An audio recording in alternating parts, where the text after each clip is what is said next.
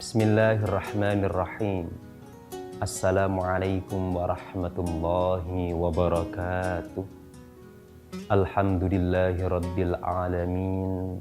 Wassalatu wassalamu ala sayyidil awwalin wal akhirin, nabiyyina wa maulana Muhammadin wa ala alihi wa ashabihi ajma'in, amma ba'd. Polestiar TV yang berbahagia dimanapun Anda berada. Di episode sebelumnya saya pernah membahas tentang beberapa wejangan Qur'ani. Waktu itu seputar anggota tubuh yang ada di kepala. Kali ini akan saya lanjutkan berbagi tentang wejangan Qur'ani dari sekitar leher sampai ke bawah. Ya, supaya kita tahu ternyata Al-Quran itu begitu komplitnya, begitu luar biasanya. Yang pertama adalah wejangan Al-Quran tentang hati. Hati yang dimaksud di sini bukan hati organ tubuh. Hati yang dimaksud di sini itu adalah hati yang bersifat ruhani, yang bolo punya perasaan, punya rasa, yaitu di hati. Apa yang diwejangkan oleh Al-Quran terhadap hati kita? Ala bidzikrillahi tatma'innul qulub. Di surah Ar-Ra'd ayat 28. Ingatlah bahwa dengan mengingat Allah lah, dengan menyebut Allah lah, dengan berzikir kepada Allah lah, hati itu akan menjadi tenang. Bagi bolo yang mungkin sering merasakan kegalauan dalam menghadapi hidup, yang sering resah, gelisah, tak tentu arah, barangkali intensitas kita untuk mengingat Allah perlu untuk ditingkatkan. Karena Allah menjamin yang mengingat Allah lah mereka yang tenang hatinya, tidak resah, gelisah, tenang, mantap, madep. Dan tentu mengingat Allah tidak terbatas kepada sekian zikir lafaz, sekian apapun. Yang terpenting sampai pada kesadaran tertinggi, la ilaha illallah, itu sudah berzikir kepada Allah. Kalau dalam sufisme bolo, hati itu mestinya tidak boleh terisi oleh selain Allah. Kalau dalam sufisme, dalam kitab Ayyuhal Murid karya Al-Habib Ali Al-Jufri, hati dalam 24 jam itu terdapat 70.000 bisikan. Dalam 24 jam, dalam hati setiap jiwa itu ada 70.000 bisikan. Dan bisikan-bisikan ini bersumber dari bermacam-macam. Ada kalanya bisikan itu bersumber dari syaitan, yang ini biasanya mengarah pada sesuatu yang negatif. Poso, sudah yakin mantep niat poso. Melaku-melaku, ndelok, wah ono es degan. Kotos-kotos, sawager. Nah, itu kan biasanya ada dorongan dalam hati itu, enak ini. Ndahnya panas-panas, mentor-mentor kayak gini. Itu bagian bisikan syaitan yang masuk ke dalam hati. Itu boleh ya.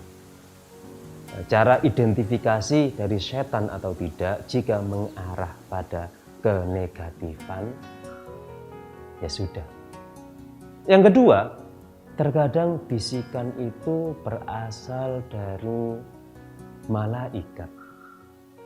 Sebagaimana dalam hadis disebutkan bahwa dalam hati manusia itu terdapat dua bisikan. Satu dari syaitan mengarah negatif, yang kedua dari malaikat mengarah positif. Ndelok es degan mang, wah saweker, ada bisikan kedua, jangan. Kamu kan sudah niat puasa, lanjutkan saja, pertahankan puasamu. Nah, pokoknya bisikan-bisikan mengarah kepada kepositifan itu berasal dari malaikat. Nah, kadang ada bisikan itu berasal dari Allah Subhanahu wa Ta'ala. Dalam sufisme, di antara media Allah berkomunikasi dalam tanda kutip, bukan berkomunikasi langsung sebagaimana Allah kepada Nabi Musa, di antara media Allah berkomunikasi dengan hambanya adalah melalui hati. Contohnya apa ketika sebuah bisikan itu berasal dari Allah? Ini biasanya terkait tentang hikmah, terkait tentang ilham. Misal begini, Bolo sedang membaca Al-Quran dan kebetulan Bolo punya kemampuan berbahasa Arab yang baik. Lalu tiba-tiba ketika membaca Al-Quran itu Bolo semacam bisa membuat simpulan. Oh, ayat ini tiba-tiba ada ilham, maksudnya begini, maksudnya begitu. Yang demikian itu berasal, contoh bisikan yang berasal dari Allah Subhanahu wa Ta'ala. Dan termasuk yang berasal dari Allah adalah mendapat hidayah atau tidaknya seseorang. Hati gunakan sesering mungkin untuk mengingat Allah. Yang berikutnya apa? Wejangan Qur'ani. Jangan kemana-mana, nggih? Tetap di Titian.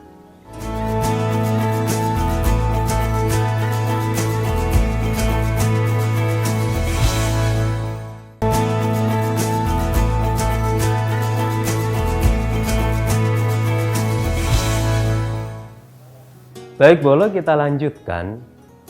Hati gunakan sesering mungkin mengingat Allah.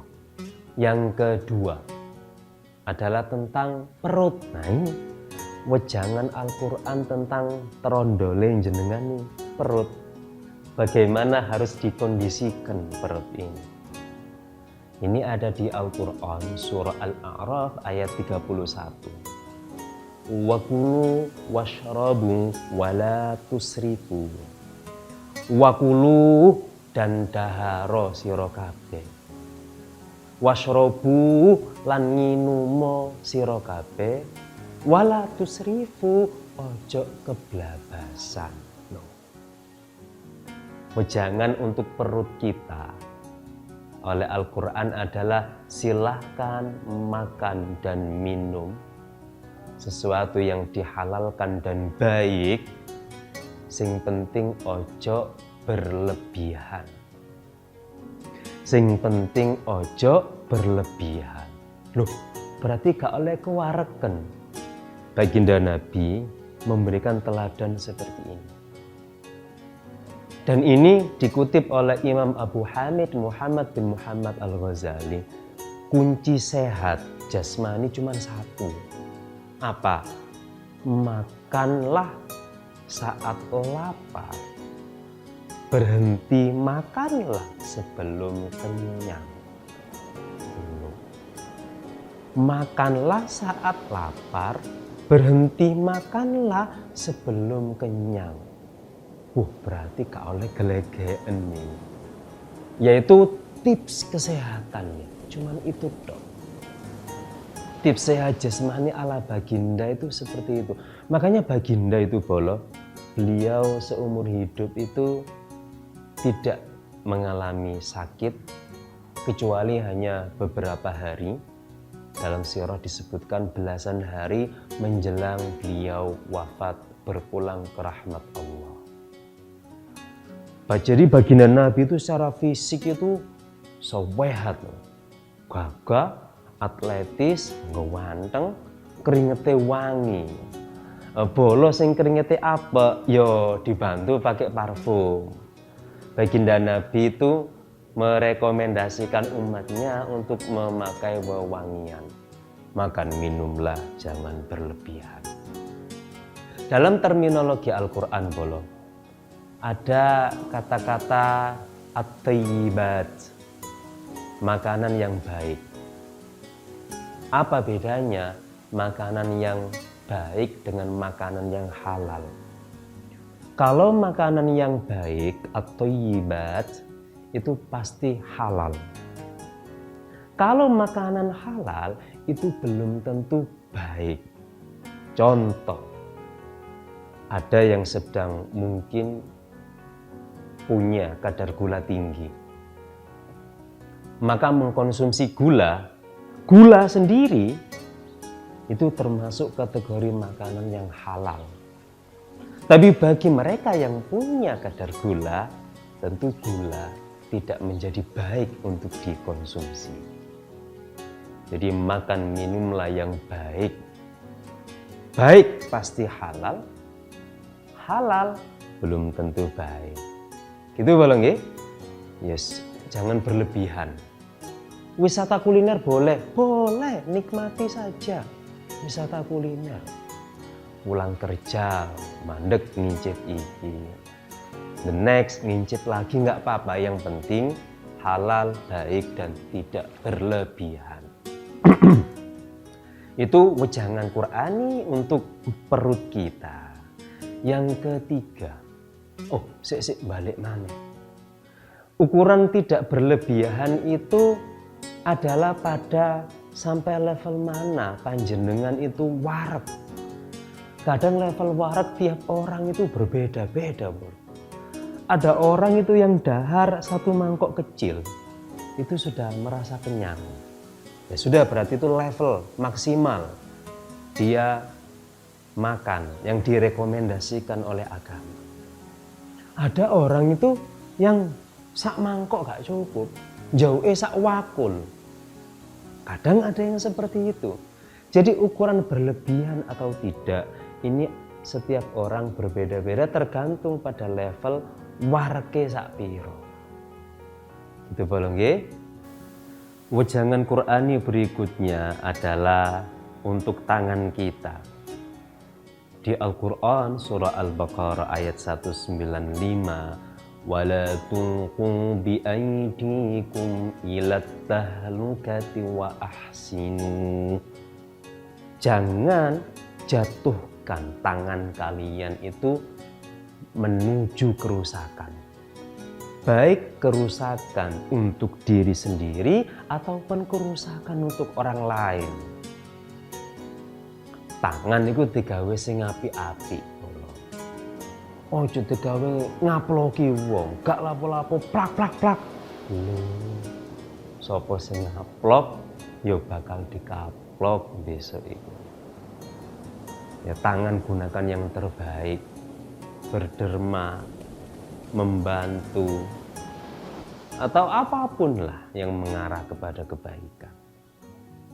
Nah, di antara tangan ini, kalau sekarang di era digital seperti ini, orang itu modal tangan saja itu bisa menjangkau dunia melalui gadgetnya, berstatus ria di medsos, berselancar dan seterusnya di internet, itu melalui tangan. Ya, gunakan tangan Anda kalaupun toh membuat status yang gak nggarai wong mangkel deh. Atau tidak perlu berupa menulis sesuatu berupa ujaran kebencian, memantik kemarahan, gak perlu. Nah, kalau bolo sedang bad mood, ya enggak perlulah curhat di medsos itu. Nah, curhat di medsos itu kan kadang-kadang saya itu lucu ya. Ada beberapa milenial itu curhat di medsos. Itu kan sama saja dengan mengumumkan atau mempublikasikan aibnya sendiri. Atau meluapkan kemarahan via medsos. Gak seru meluapkan kemarahan via medsos itu. Kalau memang Anda merasa terzalimi, Anda dibolehkan kok membalas serupa kepada orang yang mendolimi sampean. Gak perlu muring-muring kok nang medsos. Apa seru nih coba ayo sampean pikir bolo. Muring-muring nang medsos. Apa seru nih? Gak seru belas malahan. Medsos itu akeh wong ketokane kendel, tapi justru gak punya nyali sakjane. Karena hanya tulisan, tidak langsung, tidak ada wajahnya. Kadang foto di hidden, centang biru, dinonaktifkan. Sakjane jenengan itu ono masalah urip apa bolo. Enjoy saja menjalani kehidupan itu bolo. Itu tangan ya, tangan belakang sepunten ya. Yang berikutnya adalah masih ada dua. Apa saja? Jangan kemana-mana, nggih, tetap di Titian.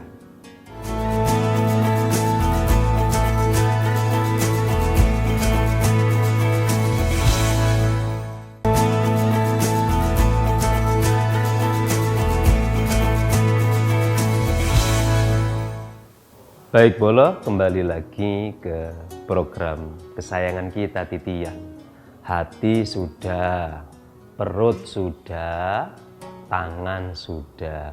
Berikutnya turun sedikit, yaitu di bawahnya perut, kehormatan bolo. Apa yang diwejangkan oleh Al-Quran tentang kehormatan ini, sebagaimana di Al-Quran surah Al-Isra ayat 32, wala taqrabuz zina, janganlah kalian mendekati zina.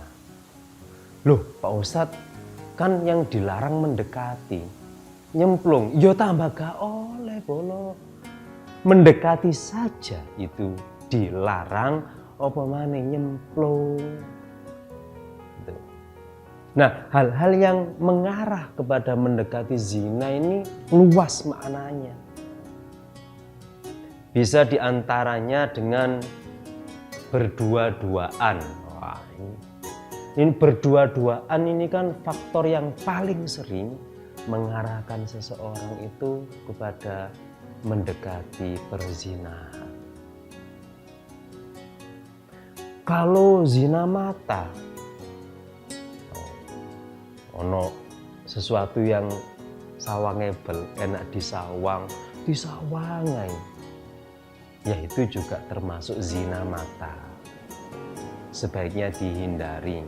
Tapi titik tekan dari ayat ini Al-Isra 32 itu zina, hubungan suami istri itu kita dilarang mendekatinya. Termasuk jelalatan itu kan sesuatu yang berpotensi mendekatkan seseorang menuju perzinahan.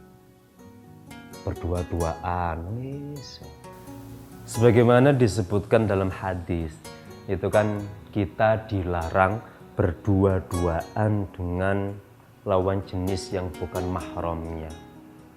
Karena memang berdua-duaan inilah bolo yang paling sering mengantarkan seseorang terjerumus ke dalam perzinahan.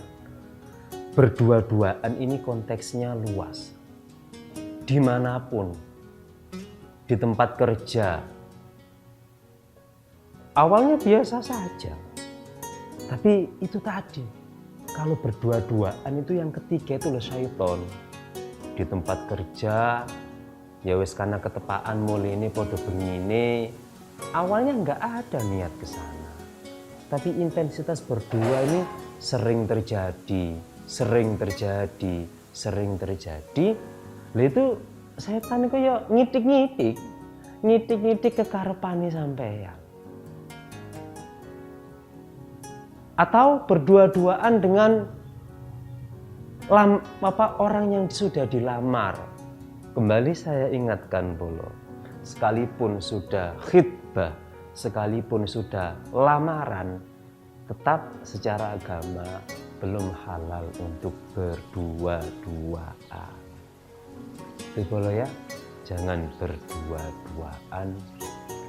Lindungi kehormatanmu itu, wala taqrabuz zina. Termasuk di antara perintah untuk melindungi kehormatan adalah cara kita berbusana. Cara kita berbusana bagi Bolo yang akhwat, yang putri, ya berbusanalah yang pantas, yang sekiranya tidak memicu birahi kaum pria.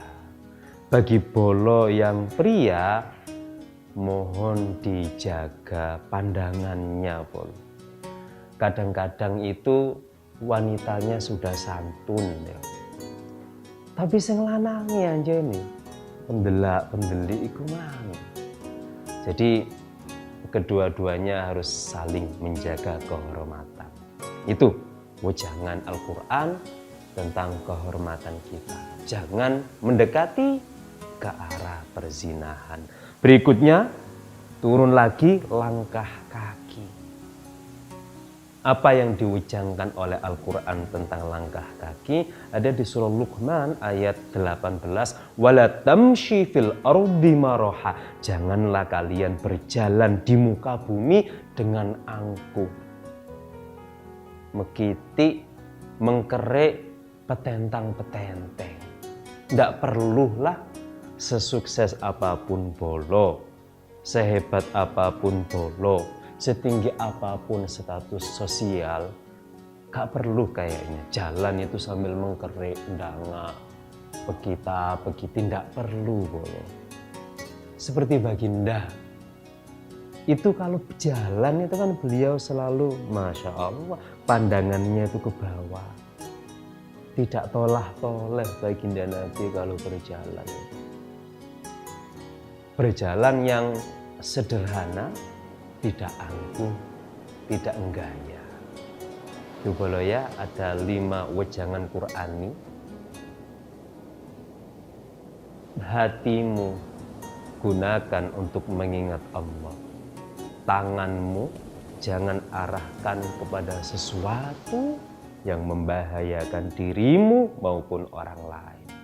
Perutmu makan minumlah sesuka hati yang baik, yang halal, asal tidak berlebihan. Kehormatanmu jangan sekali-sekali memberi ruang pada diri untuk mendekati perzinahan, bablas, naudzubillah.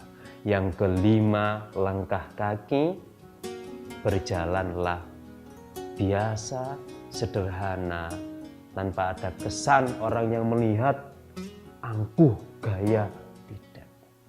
Mudah-mudahan bermanfaat untuk keseharian. Mudah-mudahan bermanfaat untuk keseharian kita bersikap. Matur suwun menyaksikan Ihdinas Shiratal Mustaqim. Wassalamualaikum warahmatullahi wabarakatuh.